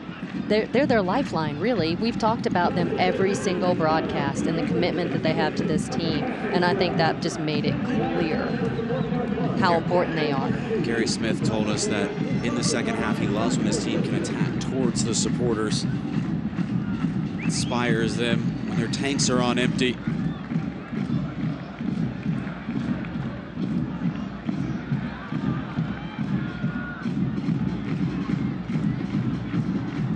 Tonight's Ashton real estate attendance, 8,856.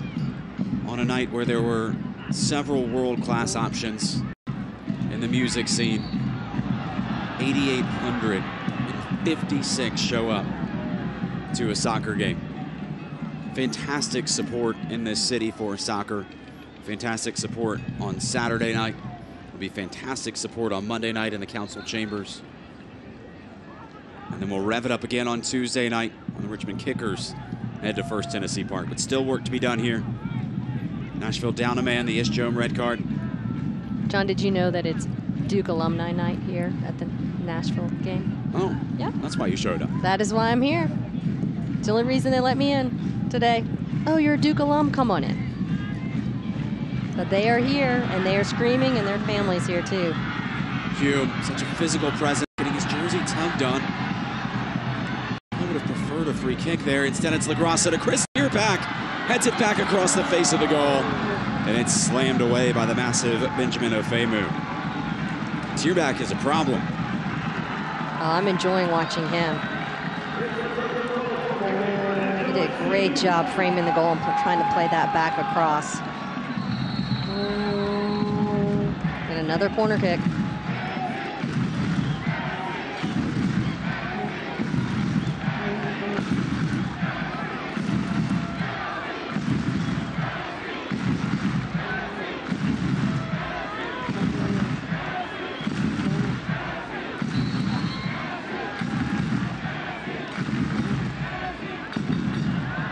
Punch down. Akinyoti. Davis. Tierback. Not a place to play around with it. Does very well. Bourgeois got a head to it. Hume got his head to it as well. Pinballing sequence. Sent all the way back for Taylor Washington. Nashville's doing a great job of making this game messy, which is exactly what they need to do right now. They need to create chaos around the box area. Hume. Slip it through the phone booth. Looking at these two teams, Ronnie, it'd be hard to tell who had 10 players on the field and who had 11. Nashville's been inspiring this second half. They've been inspired by their supporters. Oh, without a doubt. And I think it's gotten bigger as the game's gone on. I think some of the people that are in the stands next to them have gravitated towards them because I think that group's gotten larger.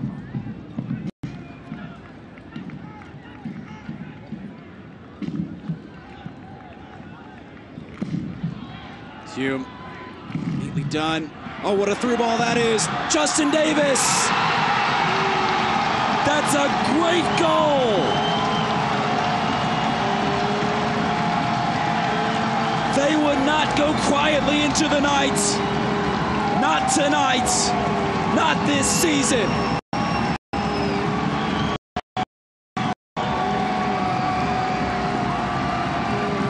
That's how you answer. They've been knocking on the door. A great little through ball. First time finish right on Justin Davis's left foot. His strong foot. Great ball by Lebo Moloto. Finishes it first time to the far post. Keeps it on frame. Expertly done. And that is by your left back. Your left center back, if you'd like to be specific. In a 3-5-2, which is not a 3-5-2 because we were down to 10 men. But that is how passionate Nashville was going forward. You could feel it. It's Justin Davis's first goal for Nashville. And now 10-man Nashville looking for 3 points.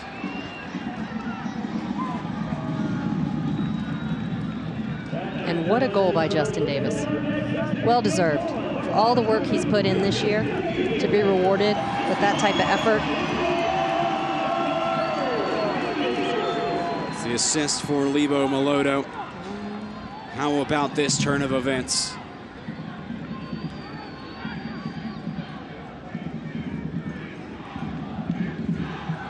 Justin Davis, who started this game at center back. Yep. That's why this game is great. Heroes arise in all sorts of different situations from every different type of position. That's a defender in the Nashville lineup who's been consistent for all 23 matches for Nashville.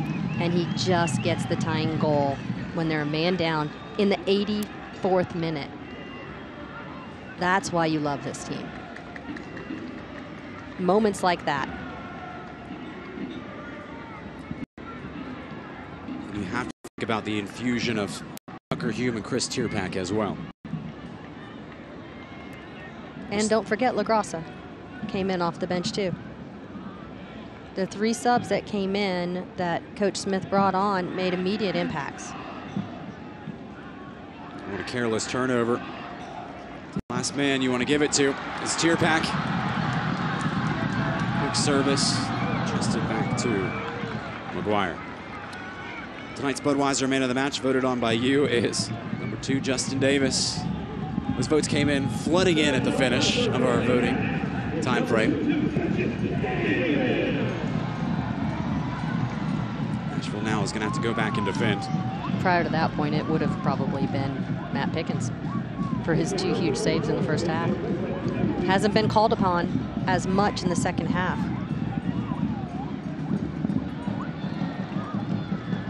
Shot never threatened from Chambers. And now what a compelling finish this is going to be.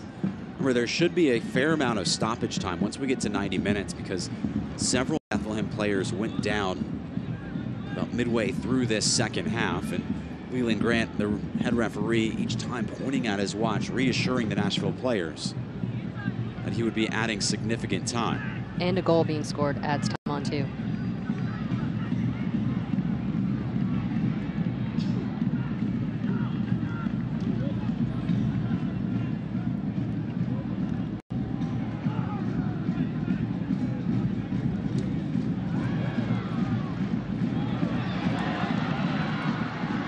Hume forces Afemu into conceding the throw-in.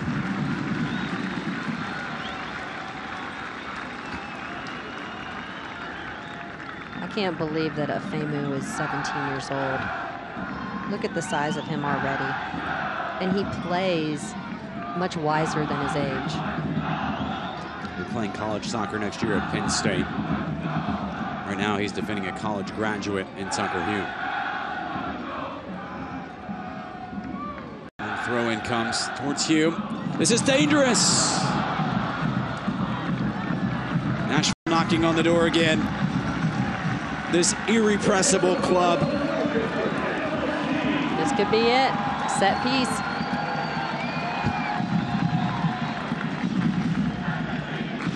against all odds. Can they find 3 points in this game? It's a Coca-Cola corner kick from Lebo Maloto.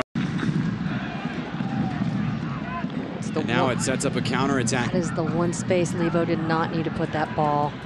Mahoney, the center back, Skundrich involving Epps. Crucial challenge from Taylor Washington. And now Nashville a chance to fly the other way. It's Matt LaGrassa with a pasture in front of him.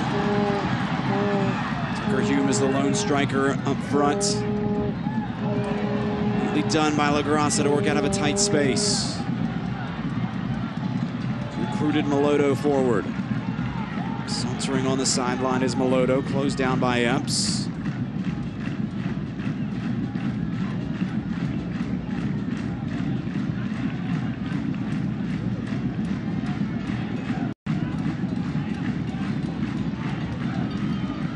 Second ball won by Tierpak.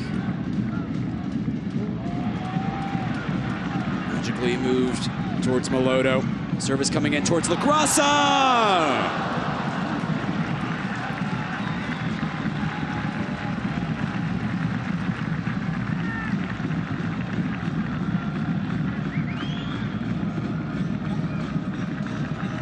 About to enter into stoppage time, where Nashville has scored 3 goals this season as a club. Can they repeat? Just 3 minutes of stoppage time.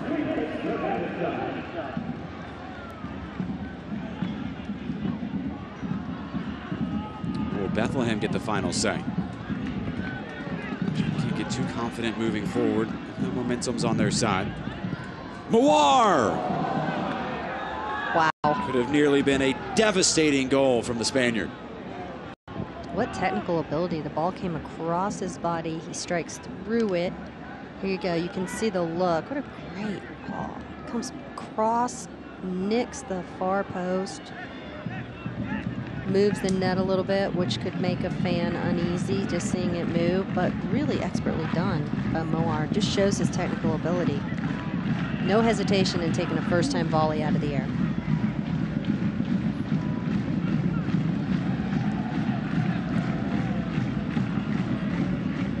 Minute into stoppage time.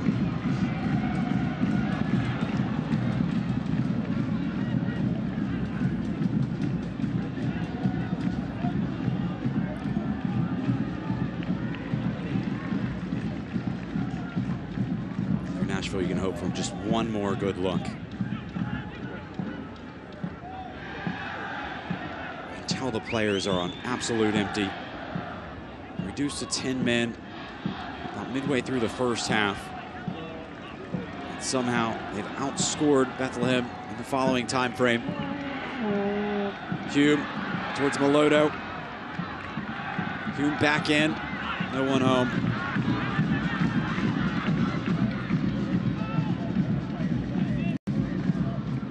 Mawar wants to spring the counterattack. Neat combination work in the midfield. Skundrich marauding forward. Wide for Epps. Sending it in. Nyko! Save made by Pickens. Follow save. And a devastating goal by the Bethlehem Steel. It's Adam Najim taking a sledgehammer to this night. What a series of saves by Matt Pickens. What a series of saves. Justin Davis's equalizer erased.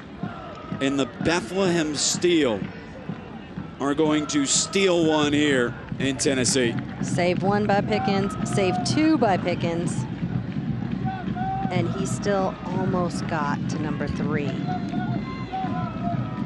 And look at the Nashville players.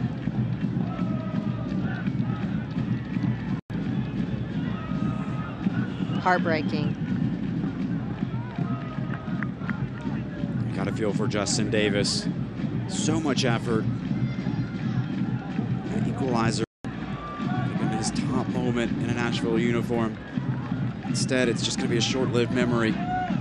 Soured by the strike by that man, Adam Najim. And Nashville going to send a prayer into the night, sending all their numbers forward. We're over for the added 3 minutes, but Bethlehem took its time in its celebrations. Across it towards Hume, spilled in the middle of Park, and Mawar was fouled. That may do it. And that is it. A last gasp goal by Adam Najim, and the Bethlehem Steel silence First Tennessee Park. It is just the second time this season Nashville has lost at home. They know at least a point slipped away. Somber faces from the Nashville players and Gary Smith. The Bethlehem Steel continue to surge forward. They are a main candidate for a prime playoff position. And Nashville left with questions to answer as they still sit below that playoff dividing line after the 2-1 loss to Bethlehem at First Tennessee Park. Nashville played with 10 men for most of the game. They equalized with Justin Davis, and then the heartbreaking goal from Adam Najim gives the Bethlehem Steel the lead and the eventual win here on the road. Plenty to unpack in this one. Our final stats and our final thoughts when we return on MyTV 30.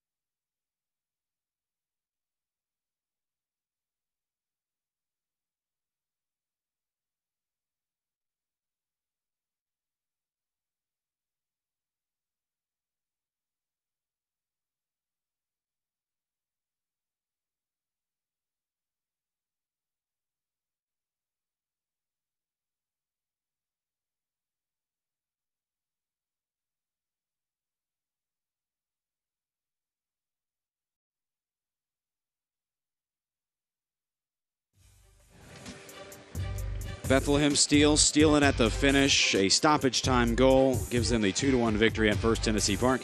Nashville SC thanks our corporate partners, Nissan, Vanderbilt Health, Dex Imaging, Budweiser, Puckett's, Kroger, Heineken, Coca-Cola, MyTV 30, Fox 17, and Pinnacle Financial. I'm John Freeman, joined by Ronnie Woodard. Ronnie, let's take a look at tonight's Pinnacle save of the game.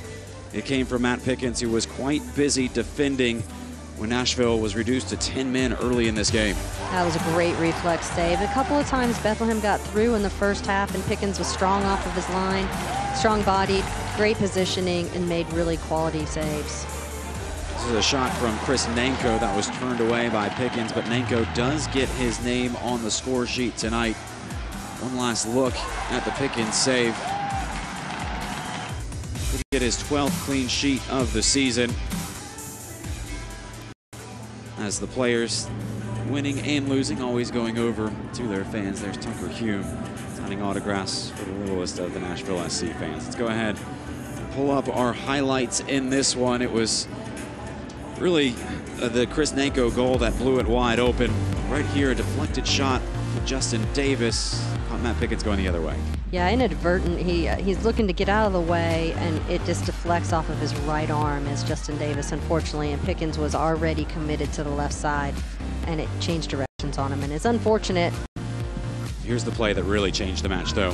The second yellow card on Ish Jones about midway through the first half, and it meant Nashville was going to play with 10 men for the rest of the contest. And that's a yellow card any way you look at it. I mean, honestly, Joan left Leland Grant no option but to give that second yellow out. It's a yellow card offense. He came in high on the tackle, and he was already sitting on an additional card. Probably the best tic-tac-toe goal that Nashville has had all season from Justin Davis, the finisher. Oh, it was a great three-man combination from LaGrasso to Meloto that played Justin Davis in, and Justin Davis finishes it first time to the far post to equalize with 10 men. It's a shining moment in the first half. The second half, and then all of it to waste. And there it is, just the heartbreaker. You know, they counter, and Pickens makes 2 consecutive saves, and then they find the go-ahead goal on the third effort. Adam Najim gets the go-ahead goal, and it is the final goal in this one. It was a wild contest. Look at that. 34 combined shots in this one, Ronnie. Bethlehem with the better end of the possession. You'd expect that, having an extra man for about 75% of this game. And you're really looking at the other stats, though. Nashville competed in this one, and really in the second half, they were the more dangerous side trying to get that equalizer, but then just couldn't hold Bethlehem out at the end. Yeah, unfortunate. They committed numbers forward to get the equalizer, and that was late in the match. And then they had a corner kick, and they got caught on a counter, and Bethlehem came flying forward with numbers. Pickens did everything that he could. There were numbers in behind the ball that were working to get back there. You saw Liam Doyle throwing himself in front of the goal. You saw Justin Davis throwing himself at that last-ditch effort. But they were no match for the numbers that were already committed forward for Bethlehem. And they come up with a 2-1 loss, unfortunately, and no points. Yeah, Nashville did get a little bit of help from around the league, though. The Ottawa Fury lost to Cellar Dwellers Penn, and the Fury now tied with Nashville SC for that 8th, 9th place, although Ottawa does have the tiebreaker. And then the Red Bulls drew in their match. So they're just 2 points out of striking range for Nashville SC to try and get back into the playoffs. The Predators, well, they're just as bummed as we are. Ryan Johansson there on the right, and Ryan Ellis, who we talked to at our halftime. Thank you to them for coming and enjoying this, and I'm sure the Nashville SC players will repay them by going to a Nashville Predators game once their season starts in October. So some long faces there, but the players doing their duties, talking to the fans as usual. We always embrace them. Well, Ronnie, it was a back-and-forth game here in Nashville, as Nashville SC falling 2-1 to the Bethlehem Steel.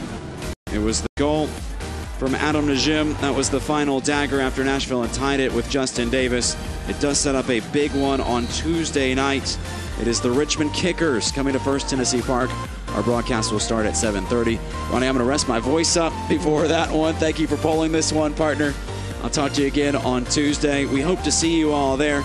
Tickets still on sale as the Kickers coming to town in a crucial matchup for Nashville. But for tonight, thank you so much for watching. We'll talk to you next time.